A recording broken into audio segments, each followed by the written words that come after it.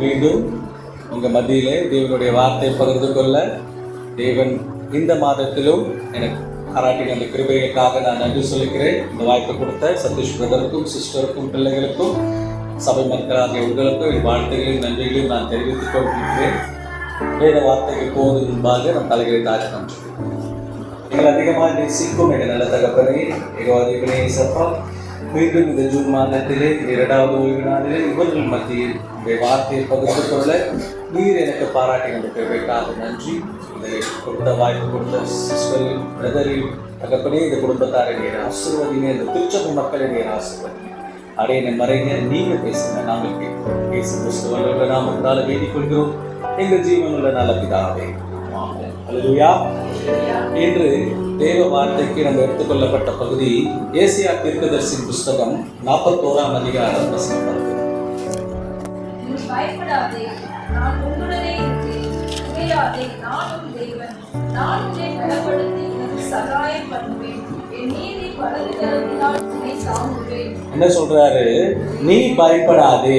அப்போ இன்னைக்கு ஏதோ ஒரு காரியங்களை குறித்து நம்ம பயந்து கொண்டு இருக்கிறோம். ஒருவேளை உங்க படிப்பை குறித்து நீங்க பயந்திருக்கலாம், இல்லை உங்க வருமானங்களை குறித்து நீங்க பயந்திருக்கலாம். ஐயோ, என் பிள்ளைக்கு நான் திருமணம் வச்சிருக்கேனே, அது எந்த தடை இல்லாமல் நடக்கணும் என்பதை நீங்க பயந்து கொண்டிருக்கலாம். அவர் சொல்றாரு, நீ பயப்படாதே, நான் உன்னோடு இருக்கிறேன். அடுத்த வாரத்தில் சொல்றாரு, திகையாதே, நான் உன் தேவன். அப்ப நம்ம கூட இருக்கிறது யாரு? நம்மளுடைய தேவன். எப்போ பலன் கொடுப்பாராம்? நான் உன்னை பலப்படுத்திட்டு அப்புறம் தான் என்ன பண்ண போறோம், உனக்கு சகாயம் செய்ய போறேன். ஏன்னா இப்ப கொடுத்தா என்ன பண்ண முடியும்? உன்னால அது பயன்படுத்த முடியாது. இது ஏன் எழுதுனாங்க? இந்த வார்த்தையோட பின்னணி என்ன? இதுதான் நம்ம பார்க்க போறோம். இது எப்படி இன்னைக்கு நம்ம காலத்துல நமக்கு எப்படி அது உதவியா இருக்குன்றத நம்ம பார்க்கலாம். குறிப்பாக வாலிப பிள்ளைகளுக்கு நான் சொல்ற காரியங்களை எழுதி கொள்ளுங்க. ஓகேங்களா? ஏசாயா தீர்க்கதரிசி புஸ்தகத்தை 3 பகுதிகளாக நம்ம பிரிக்கலாம். புரோட்டோ ஏசாயா புக், டியூட்ரோ ஏசாயா புக், ரைட்டோ ஏசாயா புக். இது 3 காலகட்டத்தில் எழுதப்பட்ட தீர்க்கதரிசன புஸ்தகம். ஒரே காலகட்டங்கள் இல்லை.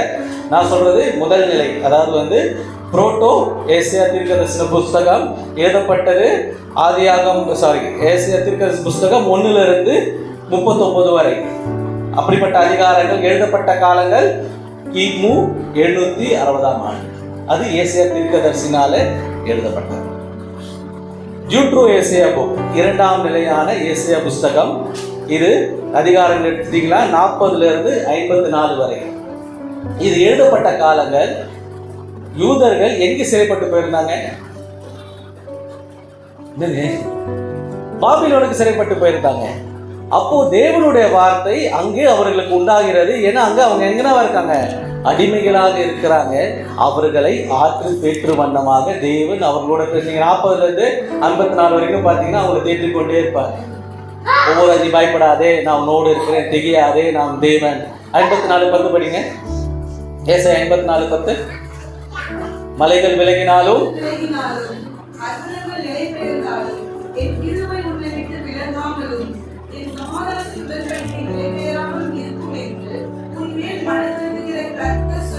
உன்மேல் மனதுருகிற கர்த்தர் சொல்லுகிறார். அப்போ அந்த இடைப்பட்ட காலங்களை அது எடுத்துக்க காலங்கள் பார்த்தீங்கன்னா கிமு 587 539 வரை கிட்டத்தட்ட 70 ஆண்டு காலங்கள் அவர் அங்கே பேசிக்கொண்டிருக்கிறார். 587. ஓகேங்களா? அவங்க சிறைப்பட்டு போற காலம் 89 அவர்கள் போய்கொண்டு இருக்கிறார். 93 87 வரை. அடுத்த பகுதி ரைட்டோ ஏசாயா புக் 3ஆம் நிலையான ஏசாயா புஸ்தகம். அது எழுதப்பட்ட காலங்கள் அவர்கள் சிறை இருப்பிலிருந்து மீண்டும் எங்க வருகிறார்கள்? யூதா தேசத்துல வராங்க. ஆனா யூதர்கள் அவர்களை சேர்க்கவில்லை. அவர்கள் நெடுநிலையாக ஒரு இடத்துல தங்கி கொண்டு இருக்கிறாங்க. அப்போ தேவன் அவர்களை பலப்படுத்துகிறார். அதுதான் 55 66 வரைக்கும். நீ ஏன் இங்கே இருக்க? போ, தேசத்துக்கு போ, நான் உன்னை கொண்டு வந்திருக்கேன், எழும்பி பிரகாசி, உன் ஒளி வந்தது அப்படின்ற வார்த்தை. ஸோ இது 3 காலகட்டங்கள்ல எழுதப்பட்டது. இந்த நீ பயப்படாது என்றும் சொல்லு காலங்கள் எப்போ எழுதுகிறாரு? அவர்கள் பாபிலோனில் சிறைப்பட்டிருந்த காலத்தில். வேத பழைய ஏற்பாடுல எடுத்துட்டீங்கன்னா 2 முக்கியமான காரியங்கள் அந்த வேத வாக்கியங்கள் அந்த புஸ்தகத்தை முழுவதுக்கும் என்னென்ன சொல்லுங்க. ஒன்று, அவர்கள் எகிப்துல இருந்து எங்க போறாங்க? சரி, இஸ்ரேல் மக்கள் எகிப்துல அடிமையா இருந்து எங்க போறாங்க? கானான் தேசத்துக்கு போறாங்க. அது ஒரு கட்டமான ஒரு நாள். 2, யூதர்கள் எங்க சிறைப்பட்டு போறாங்க? பாபிலோனுக்கு போறாங்க. மீண்டும் அங்கிருந்து எங்க வராங்க? யூதாக்கு வந்துட்டு அங்கே எருசலேம் ஆலயத்தை கட்டுகிற 2 காரியம் தான் நீங்க பாத்தீங்கன்னா பழைய ஏற்பாடு ஃபுல்லாவே இருக்கும். அவர்கள் இஸ்ரேல் மக்கள் எகிப்துக்கு அடிமையாக போவார்கள் என்பதை தேவன் சொன்னாரா இல்லையா? எங்க சொன்னாரு? ஆதியாகமம் புஸ்தகம் 15ஆம் அதிகாரம் 13ஆம் வசனம்.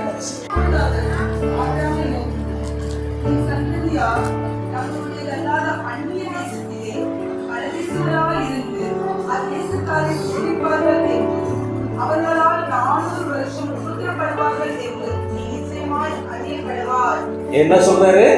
400 வருஷம் மக்கள் எங்க போவாங்க? எகிப்துல போய் அடிமையா இருப்பார்கள் என்பதை அவர் தீர்க்க தரிசனமாக யார்கிட்ட சொல்றாரு? ஆபிரகாமிடம் அவர் சொல்லுகிறார். அதே போல பாபிலோனுக்கு இவர்கள் சிறைப்பட்டு போவார்கள் என்பதை தேவன் சொன்னாரா இல்லையா? சொன்னார். எங்க வாசிக்கலாம்னா எரேமியா தீர்க்கதரிசி புஸ்தகம் 25ஆம் அதிகாரம் வசனம் 6 வாசிக்கலாம். எரேமியா தீர்க்கதரிசி புஸ்தகம் 25ஆம் அதிகாரம் வசனம் 1. யோசியாவின் குமாரனாகிய யோயாக்கீம் என்ற யூதாவுடைய ராஜாவின் 4ஆம் வருஷத்துக்கு சரியாக பாபிலோன் ராஜாவாகிய நேபுகாத்நேச்சார் அரசாண்ட 1ஆம் வருஷத்திலே யூதாவின் ஜனம் அனைத்தையும் குறித்து எரேமியாவுக்கு உண்டான வார்த்தை. இங்க யாரை குறித்து சொல்றாரு? யூதா ஜனங்கள். ஏன்னா இஸ்ரவேல் 2ஆக பிரிக்கப்பட்டது. இஸ்ரவேல் கோத்திரம், யூதா கோத்திரம். இப்ப யூதர்கள் எங்க போறாங்க? பாபிலோனுக்கு சிறைப்பட்டு போறாங்க. அது யாருக்கு சொல்றாரு? எரேமியாவுக்கு அவர் வாக்குறுதி சொல்லுகிறார். என்ன சொல்றாரு? அதே அதிகாரத்துல 11 வாசிங்கம்மா. இந்த தேசம் எல்லாம் அநாதமும் பாவமாகும். இந்த ஜாதியோ 70 வருஷமாக பாபிலோன் ராஜாவை சேவிப்பார்கள். போதும். இப்ப இங்க சொல்லிட்டாரா? எரேமியா தீர்க்கதரிசியை கொண்டு யூதர்களுக்கு அவர் சொல்லிக்கொண்டே இருக்கிறாரு. என்ன சொல்றாரு? நீ விக்கிர ஆராதனை பண்ணாதப்பா, வேசித்தனம் பண்ணாத. நீ பண்ணிட்டே இருந்தனா நான் என்ன பண்ண போறேன்? உங்களை 70 ஆண்டுகள் எங்கே கொண்டு போறேன்? பாபிலோனுக்கு உங்களை அடிமையாக கொண்டு போவேன். எதுக்கு கொண்டு போவேன்றாரு?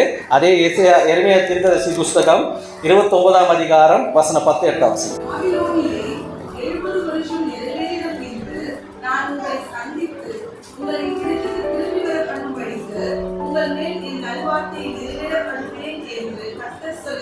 அடுத்தது படிங்கம்மா. நீங்கள் எதிர்பார்த்திருக்கும் முடிவை உங்களுக்கு கொடுக்கும்படிக்கு நான் உங்கள் பேரில் நிலைத்திருக்கிற நினைவுகளை அறிவேன் என்று கர்த்தர் சொல்லுகிறார். அவைகள் தீமைக்கல்ல, சமாதானத்திற்கு ஏதுவான நினைவுகளே. அதுல என்ன சொல்றாரு? 11ல நீங்கள் எதிர்பார்த்திருக்கும் முடிவை உங்களுக்கு கொடுக்கும்படி. அப்போ தேவன் அவருக்காக உங்களை கொண்டு போல, நீங்க நினைத்த நினைவுக்காக தான் என்ன பண்றாரு? கொண்டு போகிறார். ஏன்னா இஸ்ரவேல் மக்கள், யூதா மக்கள் என்ன பண்றாங்க? பாவங்களை பண்ணி கொண்டே இருக்கிறாங்க. அவர் எரேமியா தீர்க்கதரிசியை கொண்டு பேசிக்கொண்டே இருக்கிறாங்க. ஆனா அவங்க அது கேட்ட மாதிரி தெரியல. ஆனா அதுல இருந்த சில ஜனங்கள் தேவனை விசுவாசித்து கொண்டு இருக்கிறாங்க. இப்ப அவர்களை காப்பாற்றணும்னா ஒரு இடத்துக்கு கொண்டு போய் சேர்க்கணும். இப்போ நம்ம வந்து இந்த பூமியில் வாழ்ந்துட்டு இருக்கோம். இப்போ நம்ம ஒரு ஒரு ஒரு ஒரு சில கிராமத்தில் சொல்லுவாங்க, அது வந்து களவான கிராமம்னுவாங்க.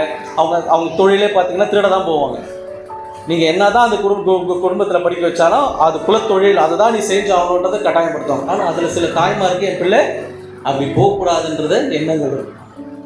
அப்படிப்பட்ட எண்ணங்கள் தான் யூதாவில் இருக்கிற பிற குடும்பத்தாருக்கு இருக்குது. ஏன்னா அவர்கள் பாவம் செய்து கொண்டு இருக்கிறாங்க.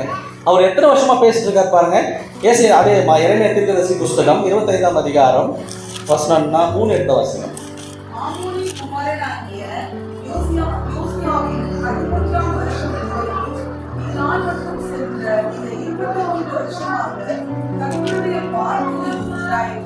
என்ன ஆயிடுச்சு? எத்தனை வருஷமா சொல்லிட்டு இருக்காரு? 23 வருஷமா அவர் சொல்லிக் கொண்டே இருக்கிறார்.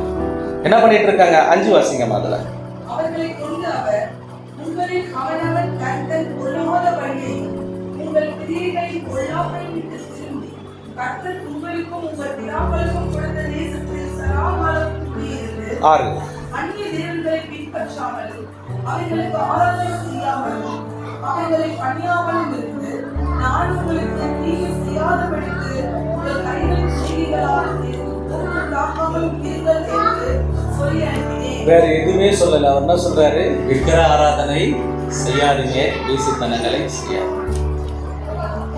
விக்கிர ஆராதனை வேசித்தனம்னா விபச்சாரம் தான். விக்கிர ஆராதனை நம்ம எல்லாருக்கும் தெரியும், அந்நிய தெய்வங்களை வணங்குறது.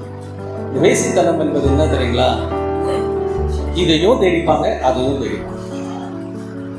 ஒரு வாட்டி நம்ம அந்த காரங்களை விட்டு வந்துட்டோம்னா அதை சொல்லுவார் பாருங்க, அனலும் இல்லாமல் குளிரும் இல்லாமல் தான் நான் என்ன பண்ணுவேன், உங்களை வாங்கி. இதுதான் வேசிக்கணும், விபச்சாரம் வேறு. ஸோ நம்ம ஒரு வாட்டி தேவனை தேடி நம்ம வந்துட்டோம்னா அவரையே நம்பி நம்ம என்ன பண்ணோம், சார்ந்து வாழ்ந்து கொண்டிருக்கோம். அல்லேலூயா. இல்லை அவங்க சொன்னாங்கப்பா நான் அங்கே போகிறேன், அங்கே போகலாம், அவங்க கூப்பிட்டாங்க, வைராக்கியமாக இருக்கிறோம். இப்போ இதை தான் யூதர்கள் பண்ணுறாங்க. ஏற்கனவே அவர்கள் முன்னாடி என்ன பண்ணுறாங்க, விக்கிர ஆராதனை பண்ணும்பொழுது தான் அவர் என்ன பண்ணுறாரு, அசிரியா ராஜாக்களிடம் அவர்கள் ஒப்படைக்கிறார். அது எசேக்கியா காலத்தில் அவர்கள் என்ன பண்ணுறாங்க, விடுதலையாக்கப்படுகிறாங்க. அதுதான் அந்த ஏசாயா புரோட்டோ ஏசாயா புஸ்தகம் நம்ம சொன்னோம், அங்கே நீங்கள் வாசிக்கலாம். இப்போ இவர்கள் அடிமையாக இருக்காங்க. எதுக்குன்னா அவர்கள் தாயும் தகப்பனும் அந்த பாவத்தை செய்து கொண்டிருக்கிறார்கள். அவர்கள் பிள்ளைகளுக்கு அது போய்க்கூடாது என்பதற்காக தான் அந்த பிள்ளைகளை எங்கே கொண்டு போகிறார், அவர் பாபிலோனுக்கு கொண்டு போகிறார். நல்லா எடுத்து பார்த்தீங்கன்னா தானியேல் புஸ்தகத்தை எடுத்து வாசிங்க, 3ஆம் அதிகாரம் 1-3 வாசிங்க. யாரா இருக்கீங்க?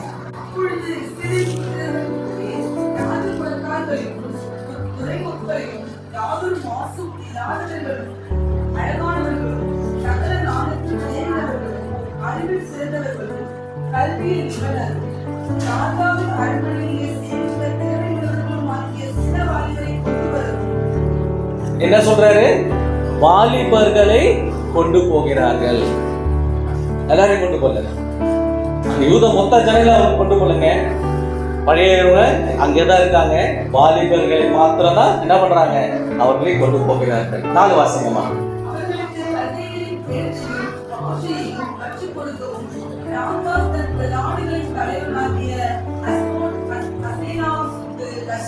அவங்க என்ன கற்றுக்கொண்டாங்க?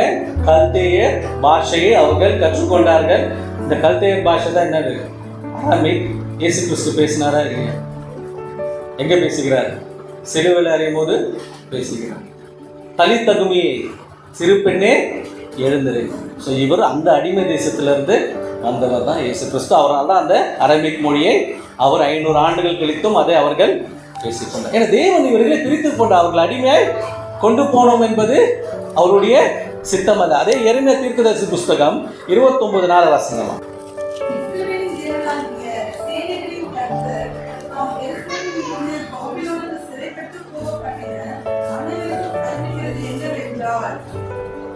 படிங்க.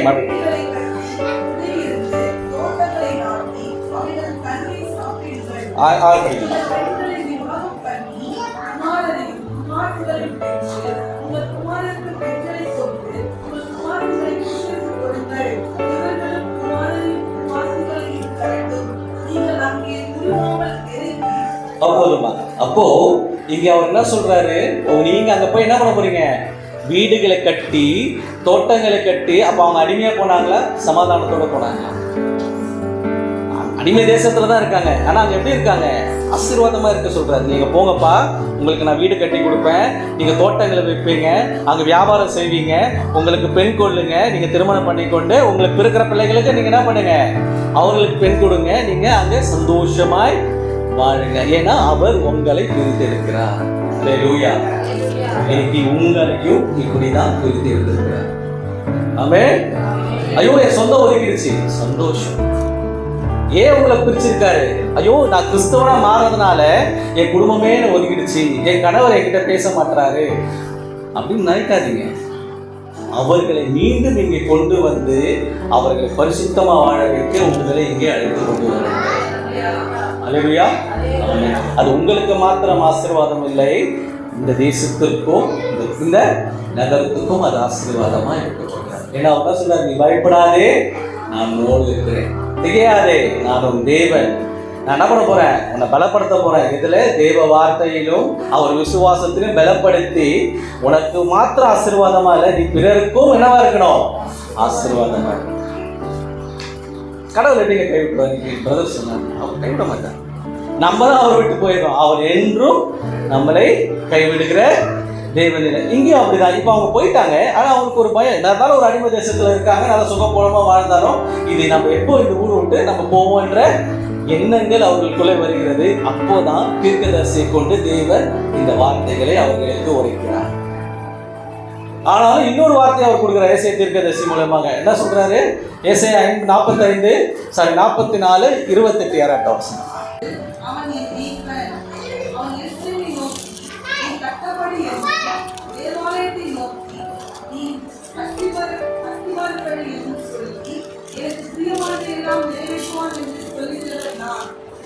அடுத்தது படிக்குமா? 45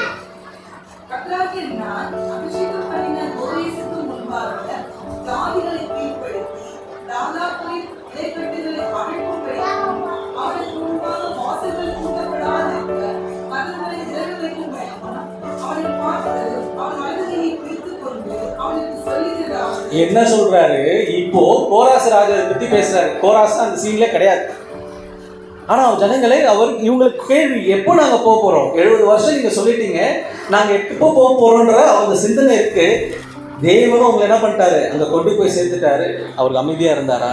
இல்லைங்க. அதுக்கு பின்னாடி அவர் செய்ய வேண்டிய காரியங்களை அனைத்தும் செய்து கொண்டே இருந்தார். ஏன்? நீங்க விருப்பப்பட்ட காரியம் நடைபெறுவதற்காக. ஆமென். நம்ம நினைக்கிறோம், விட்டாருப்பா, இங்க கொண்டு வந்து விட்டுட்டாருப்பா.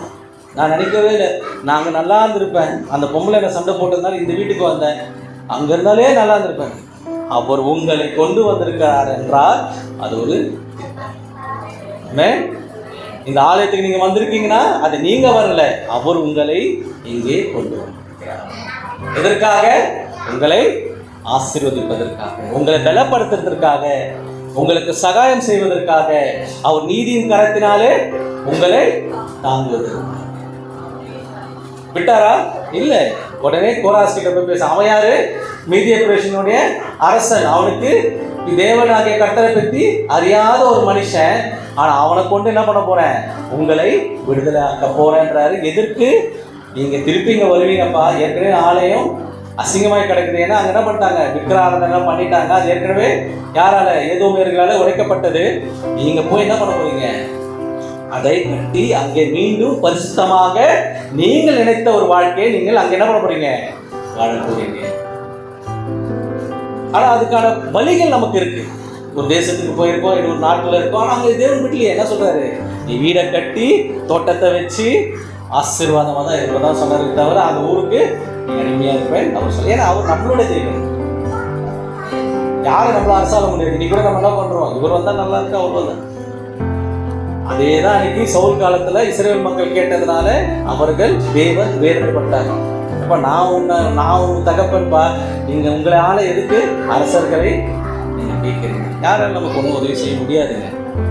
கடவுள் ஒருத்தரால் மாத்திரம் தான். அவங்க சொன்னாங்க பாருங்க, உண்மையா அழகான சாட்சி. அவருக்கு ஃபிக்ஸ் வந்துருச்சு. ஒரு கால் எனக்கு வந்திருந்தா கடவுள் என்ன அதுல மேன்மையா வச்சிருக்காரு. ஆமென். அல்லேலூயா. அதுதான் நமக்கு கொடுக்குற சாட்சி. ஆனால் அவர் விட்டுற மாட்டார். அங்கே பாருங்க, 70 வருஷம் கொண்டு போனாலும் நீ எப்பெல்லாம் மன கசக்குறீங்களோ அப்போ அவர் அந்த வார்த்தைகள் மூலியமாக என்ன பண்றாரு? அவர் உங்களை தேற்றிக் கொண்டிருக்கிறார். அந்த வாக்குறுதியை கொடுக்கிறார். 70 ஆண்டு நீ அந்த சிறை இருப்பேன்னு சொல்றது அவர் தான். உன்னை கோராசை கொண்டு என்ன பண்ண போறேன்? விடுதலை ஆக்க போறேன் சொல்வதும் யாரு? சரி, பண்ணாரா இல்லையா? கோராஸ் ராஜா கொடுத்து பண்ணாரா இல்லையா? பண்ணாரு. 2 நாளாவது புஸ்தகம் 36ஆம் அதிகாரம் 23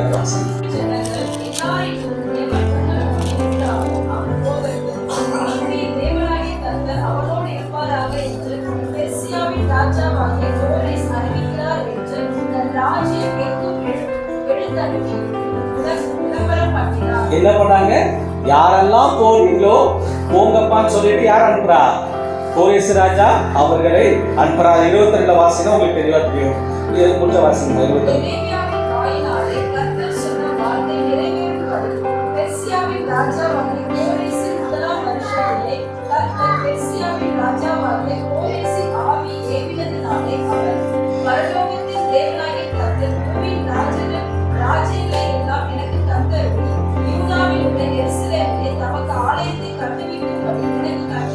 போதும். இப்போ என்ன பண்ணிட்டாரு? அவர் சொன்னபடியே என்ன பண்றாங்க? கோரேஸ் ராஜா அறிக்கை செய்கிறாரு, யாரெல்லாம் போறீங்களோ போங்கப்பா. எஸ்ராவை கொண்டு என்ன சொல்லுகிறாரு, நீ போய் அங்கே ஆலயத்தை கட்டு. அவர் சொல்லும் பொழுது அங்கே கோரேஸ் ராஜா உயிரோட தான் இருக்கான். ஆனால் அவன் மீதியா பிரதேசத்துக்கு மன்னன் ஆகவில்லை. அவன் யாருன்னு கூட அங்கே தெரியாது. ஆனால் அதை சொல்லி ஒரு 2 ஆண்டுகள்ல என்ன ஆகிறான், அங்கே பெருசியா மன்னன் ஆகிறான். கொஞ்ச காலத்தில் அவர்கள் பாபிலோனை அவர்கள் பிடிக்கிறாங்க. பிடிச்சு அவன் ராஜா ஆகும்போது இந்த காரியங்கள் நடைபெறுகிறது. கிட்டத்தட்ட சொல்லி ஒரு 30-20 ஆண்டுகள் கழித்து இது அவர் உங்களுக்கு வாக்கு கொடுத்தார் என்றால் அல்லேலூயா. ஆமென். எத்தனை பேர் வராங்க அங்கிருந்து? அதையும் வாசிக்கலாம். எஸ்ராவின் புஸ்தகம் 2ஆம் அதிகாரம் 64 யாராவது வாசிக்கலாம். சபையார் எல்லாரும் படிக்குமா? என்ன எத்தனை பேர் ரிட்டர்ன் வராங்க? 42,360 பேர் ரிட்டர்ன் வராங்க. இஸ்ரவேல் ஜனங்கள் எகிப்துக்கு இருந்து அவர்கள் கானானுக்கு போகும்போது அந்த இது கொடுக்குறாங்க. அவங்க என்ன கேட்குறாங்க, இறைச்சி வேணும்ன்றாங்க. அப்போ ஒரு கணக்கு சொல்றாங்க. அந்த இறைச்சிக்கு எவ்வளோ சொல்றாங்க? எல்லாரும் விட ஆண்கள் மொத்தம் எத்தனை பேர் சொன்னாங்க? 6 லட்சம் பேர். அது நடந்து கிட்டத்தட்ட ஒரு 500 ஆண்டுகள் கழிச்சு தான் இந்த காரியங்கள் நடக்குது. அப்போ எத்தனை ஜனங்கள் இருக்கணும்? அப்போ எவ்வளோ பேர் போயிருக்கணும்? எல்லாரும் இங்கே இருக்காங்க. ஒரு குறிப்பிட்ட ஜனங்க தான் எங்கே போனாங்க? பாபிலோனுக்கு போயிட்டு மீண்டும் 42,360 பேர் அவர் தேவன் அவர்களை பரிசுத்தமாக்கி அவர்களை இங்கே கொண்டு வருகிறார். அல்லேலூயா. ஆமென். உங்களையும் அப்படிதான் பிரிச்சு கொண்டு போவார். நம்ம நினைக்கலாம், என் சொந்த என்னை விட்டு போயிடுச்சு, என் கணவர் என்னை விட்டு போயிட்டாங்க, கிறிஸ்தவனை மாறினா இல்லை. அவர்களையும் இந்த மந்தையை கொண்டு வந்து சேர்க்கதான் முதல்ல உங்களை என்ன பண்றாரு, இங்கே விட்டு.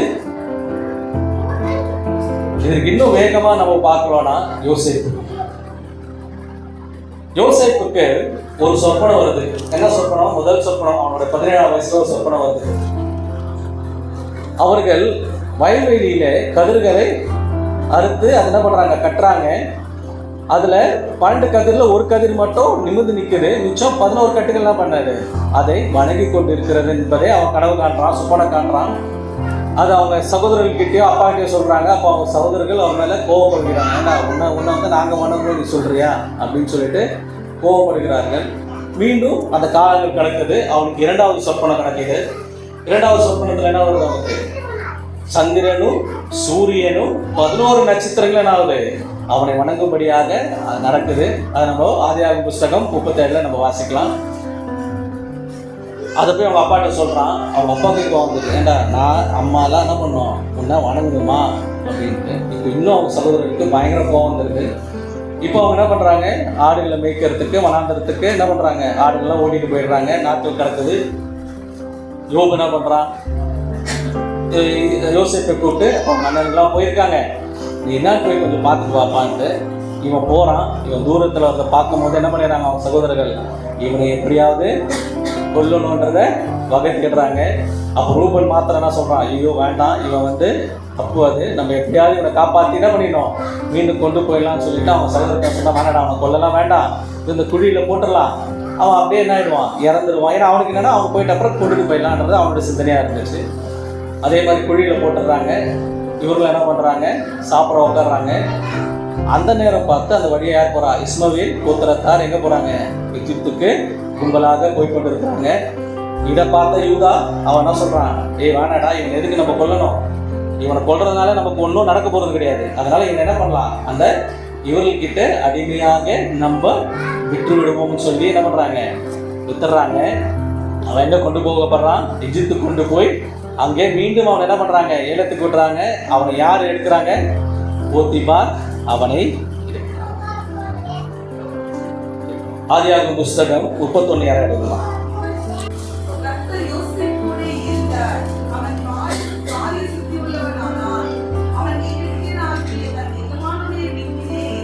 அடுத்தது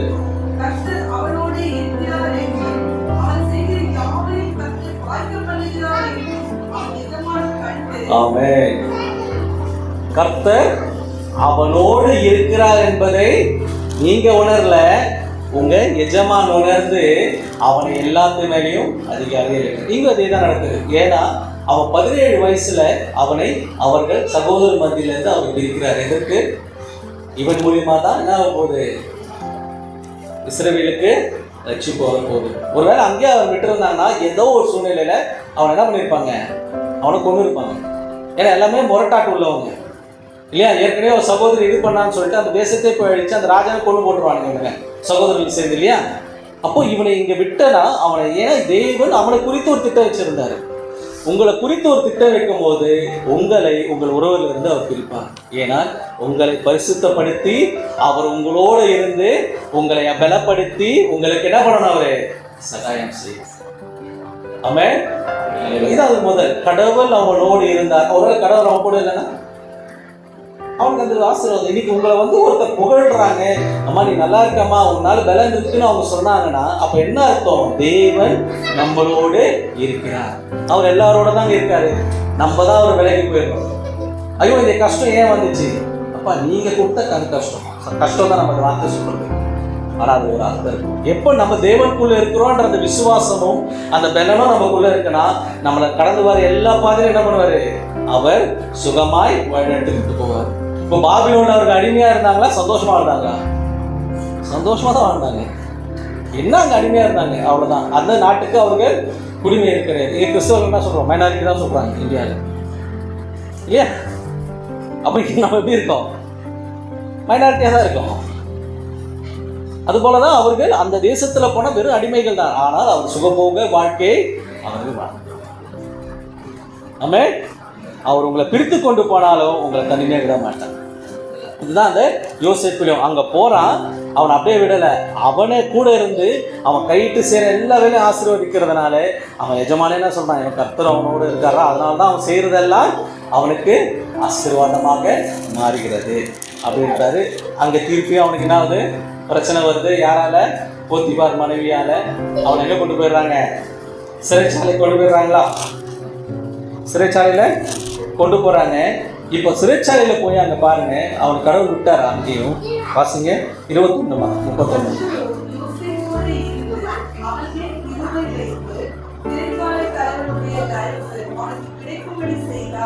அடுத்தது 23 பார்த்தீங்கன்னா 23 தான்.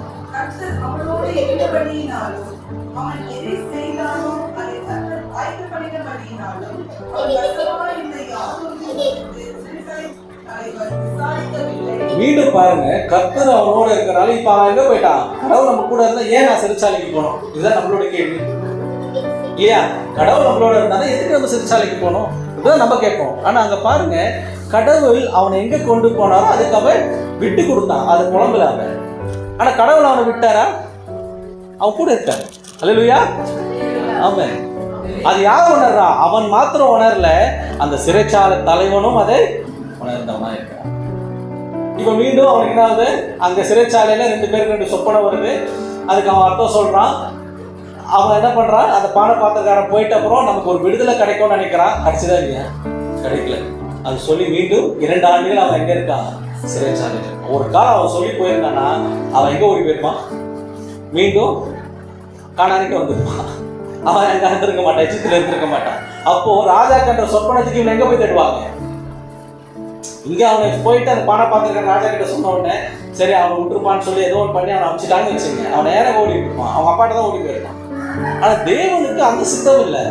அவன் எஜிப்துல இருந்து அந்த மக்களையும் அவர் விடுதலை ஆக்கணும். அந்த பஞ்ச காலத்துல என் இஸ்ரவேல் மக்களை என்ன பண்ணணும்? காக்கணும் என்பதுதான் அவருடைய திட்டம். அப்போ அவன் குடும்பத்தை அவன் ரசிக்கணும்னா அவன் அங்கிருந்து பிரிந்து போய் பரிசுத்தமாய் வாழணும். அவன் கூட இருக்கிறது மாத்திரம் இல்ல, அவனை ஒவ்வொரு நாளும் என்ன பண்றாரு? பலப்படுத்தி கொண்டே இருக்கிறார். அவனுக்கு நம்ம லைஃப்ல பாருங்க, பிரச்சனையே இல்லாம போனோம்னா எதுவுமே தெரியாது. ஒரு பிரச்சனைகள் வரும்போது தான் அதை நம்ம என்ன பண்றோம்? கற்றுக்கொள்கிறோம் இல்லையா? ஐயோ எப்படி நம்ம சார்ட் அவுட் பண்றதுன்றதை நம்ம கற்றுப்போம். ஜாலியாக காலையில் ஏற்றிக்கிறோம், போகிறோம் வரோம்னா திடீர்னு ஒரு பிரச்சனை தான் உங்களால் என்ன பண்ண முடியாது, அதை ஹேண்டில் பண்ண முடியும். அது வரும்பொழுது தான் நம்ம என்ன பண்ண முடியும்? அதை கற்றுக்கொள்ள முடியும். அதுதான் யோசேப்புக்கு அவர் என்ன பண்றாரு? அங்கே அவர் கற்றுக் கொடுத்து அவரை என்ன பண்றாரு? பலப்படுத்தி கொண்டிருக்கிறார். இப்போ அவனுக்கு சகாயம் செய்யணும். எப்படி செய்யணும்? இப்போ ராஜாவுக்கு ஒரு சொப்பனம் வருது. அந்த சொப்பனத்துக்கு என்ன பண்ணணும்? யாராவது ஒருத்தர் வந்து இது சொல்லணும், அர்த்தம் சொல்லணும். இப்போ பானபாத்திரக்காரன் சொல்றான், ஆஹா எனக்கு ஒருத்தர் தெரியும், அவனை கொண்டு வரேன்னு சொல்லிட்டு இப்போ அவனை கொண்டு போய் என்ன பண்றாங்க, ராஜா முன்னாடி அவரை நிற்க வைக்கிறாங்க. அப்போ அவன் என்ன பண்றாரு, ராஜாவுக்கு அவன் சொன்ன சொற்பனத்தை சொன்னும் போது ராஜா என்ன சொல்றாரு, வாசிங்கம்மா 39 சாரி 41:39. ஆதியாகம புஸ்தகம் 41:39.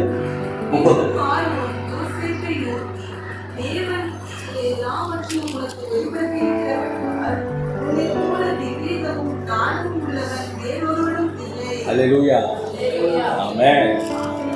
இப்போ அவன் அங்கேயே இருந்தானா இது நடந்திருக்குமா?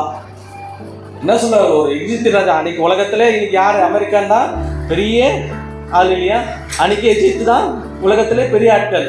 அதுல இருக்கிற மன்னன் சொல்றான், உன்னை போல ஞானத்துல அவனோடு இருந்தா அவர் தேவன் அவனை பலப்படுத்தினா இப்ப அவன் என்ன செய்யறாரு, சகாயம் செய்து கொண்டு. அது அவனுக்கு மாத்திரம் இல்ல, எகிப்து தேசம் முழுவதும் இருக்கிற மக்களுக்கும் அந்த பஞ்ச காலத்துல என்ன ஆகுது, அவனை காப்பாற்றி கொண்டு. எகிப்து தேசம் மாத்திரம் இல்ல, இஸ்ரவேல் மாத்திரம் இல்ல, அதை சுத்தி இருக்கிற எல்லா ஜனங்களும் என்ன இது வந்தாங்க, காரியங்களை எகிப்துல வந்தா காரியங்கள். அவன் ராஜாக்கு அடுத்த நிலையில இருக்கான். உண்மையா சொல்ல போனா பெட்டி பிஎன், அவ்வளவுதான். அவன் ஒண்ணுமே இல்லை, அவனுக்கு இவனுக்கு ஒரு வித்தியாசம். ஏன்னா அவன் முத்திர மோதிரமே என்ன பண்றான், அவனுக்கு கொடுத்துறான். என்னென்ன வாசிக்கலாம் பாருங்க, இது படிங்கம்மா, 40 படிங்கம்மா. முதல் ஆசீர்வாதம் 41:40. ஆதியா அரண்மனைக்கு அதிகாரியாய் இருப்பார். உன் வாக்கின்படியே ஜனங்கள் எல்லாரும் அடக்கி நடக்கக்கடவர்கள்.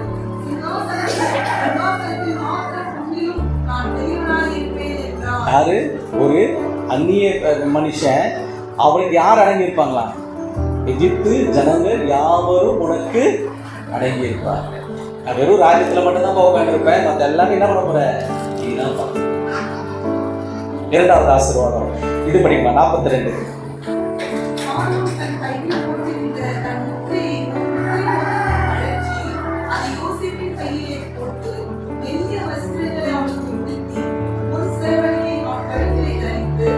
அடுத்தது படிக்குமா,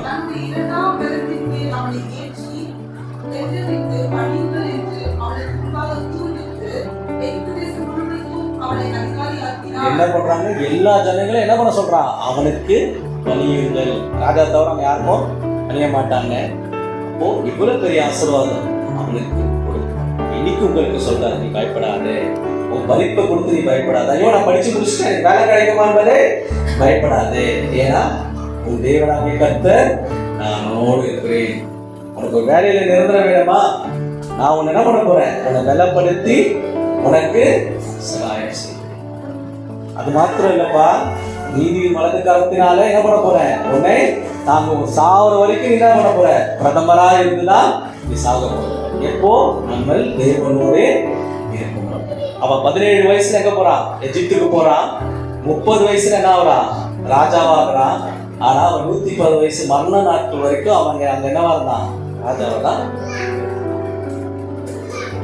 தேவன் அப்படிப்பட்ட ஆசீர்வாதத்தை அவன் கொடுத்தார். ஆதியாகம புஸ்தகம் 50ஆம் அதிகாரம் கடைசி வசனம்.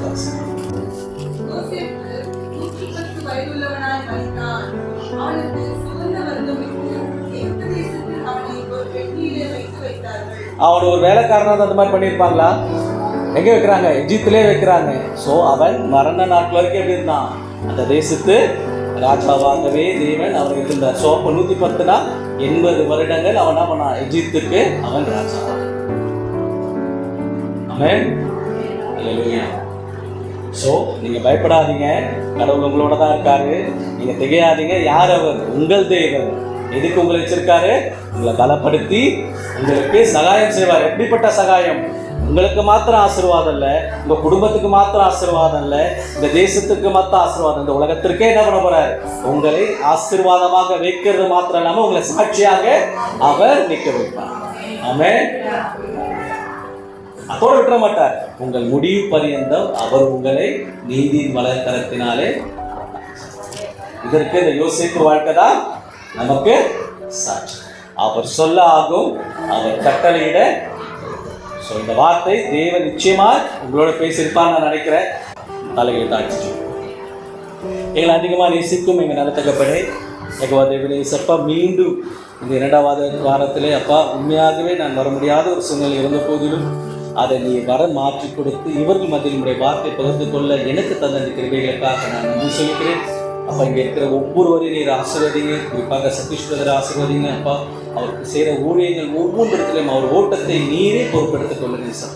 ஒவ்வொரு நாளும் அவர் போக்கை வரத்தை நீங்கள் ஆசீர்வதிங்க. குறிப்பாக அந்த பெரிய ஆபத்திலிருந்து கூட நீர் அவர் விழுந்து காத்து அதற்காக நாங்கள் கொடான நீங்கள் சொல்லிக்கிறோம். அப்பா நீரே உள்ளங்கருத்தில் வைத்து அவரை தாங்கி கொண்டு போகிறீர் என்பதை நாங்கள் விசுவாசத்தக்கவதாக நீர் அவரை காப்பாற்ற கிருபைகளுக்காக நன்றி சொல்லிக்கிறோம்.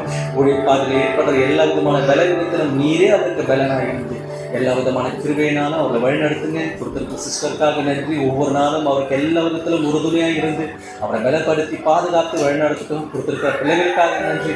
பிள்ளைகளை நீங்கள் ஆசீர்வதிங்க. அம்மாவை நீங்கள் ஆசீர்வதிங்க. இந்த இடத்தை அவர்கள் கொடுத்து அப்பா இங்கே அநேக பேர்களுக்கு இது ஆசீர்வாதமான இடமாய் மாற்ற நீர் அவர்களுக்கு கொடுத்திருக்க அந்த கிருபைகளுக்காக நன்றி. வந்திருக்கிற ஒவ்வொரு மக்களும் நீர் ஆசீர்வதிங்க. அப்பா, ஸ்கூலுக்கெல்லாம் தொடங்கியாச்சேசப்பா, பிள்ளைங்க பள்ளிக்கு போகும்போது ஒரு சமாதானமான ஒரு சூழ்நிலை கொடுங்க. எந்த சத்துருடைய போராட்டங்கள் பிள்ளைகளை தொடாத வண்ணம் நீங்களே பாதுகாத்துக் கொள்ளுங்க. காலேஜ் போகிற பிள்ளைகளை ஆசீர்வதிங்க. அந்த பிள்ளைகளுடைய எதிர்காலத்தை நீர் நேரிட்டு தகப்பனே அந்த பிள்ளைகளுக்கெல்லாம் ஒரு நல்ல வேலையை நீ தரப்போகிற அந்த கிருபைகளுக்காக நன்றி சொல்லிக்கிறோம். அப்பா, திருமணம் வைத்திருக்கிற அந்த அம்மாவை நீங்கள் ஆசீர்வதிங்க. அப்பா, அந்த திருமணத்தை நீரே எடுத்து நடத்துங்கப்பா. நாங்கள் நடத்த முடியாது ஏசப்பா. நீர் எதை கொடுத்திருக்கிறீரோ அதை நீர் செய்வீர். ஏன்னா அந்த தேதியை நீர் தான் சதீஷ் பிரதர் மூலியமாக அவர்கள் கொடுத்திருக்கிறீர். அந்த நாளில் நீரே அவர்களோடு எல்லா விதமான ஏற்கரையும் அவர்களுக்கு நல்ல விதமாக அமைத்து கொடுத்து அந்த கல்யாணம் திருமணம் நல்லபடியாக நடக்க ஒரு விஷயம். நாளைக்குள்ள இருக்கிற ஒவ்வொருவரையும் நீர் பொறுப்படுத்திக் கொள்ளுங்க, பாதுகாத்துக் கொள்ளுங்க, வழிநடத்துங்க. மீட்பெரும் அன்பு இரட்சகருமாக இயேசு கிறிஸ்துவின் நாமத்தினால் வேண்டிக் கொள்கிறோம். எங்கள் ஜீவனுள்ள நல்ல பிதாவே. ஆமென், ஆமென்.